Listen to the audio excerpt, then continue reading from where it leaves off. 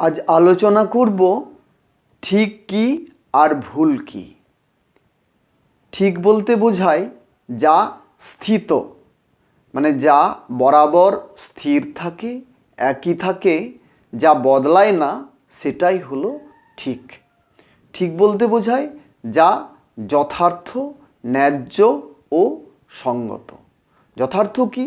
যার অর্থ যথা, মানে যার অর্থ কখনোই অযথা হয় না, সেটাই হলো ঠিক।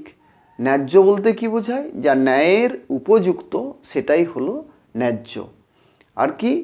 যা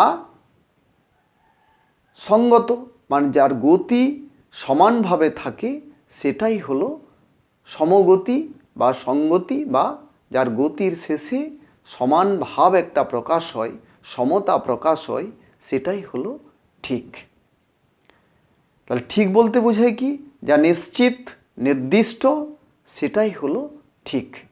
ঠিক বলতে বোঝায় যা নির্ভুল, যা ভ্রমশূন্য এবং ক্রমযুক্ত, সেটাই হলো ঠিক। ঠিক বলতে বোঝায় যা কম বেশিহীন, মানে যার কমও নেই, বেশিও নেই, যা পরিমাণ যার সমতা থাকে বা সমান হয়, সেটাই হলো ঠিক। যার মাপ সমান থাকে, সেটাই হলো ঠিক। এক কথায় যার ঠিকানা আছে, সেটাই হলো ঠিক। যা ঠিকানাতে যুক্ত, সেটাই হলো ঠিক। আর ভুল কি? ভুল বলতে বোঝায় যা ভ্রান্ত, মানে যার শেষে ভ্রম এসে যায়, সেটাই হলো ভুল। ভুল বলতে বোঝায় অসম্বন্ধ, মানে যার বন্ধন অসম বা অসমান, সেটাই হলো ভুল। যার বন্ধনে মানে কখনোই সমতা থাকে না, বা যা সমানভাবে বাঁধা নেই, সেটাই হলো ভুল।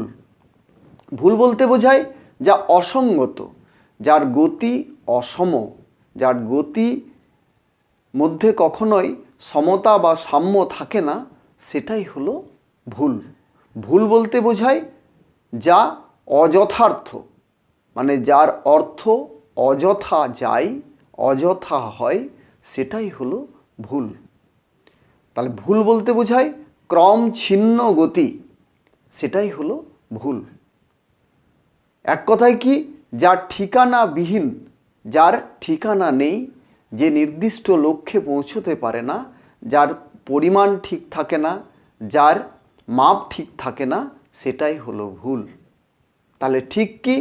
ক্রমযুক্ত গতিটাই হলো ঠিক, ভ্রমযুক্ত গতিটাই হলো ভুল।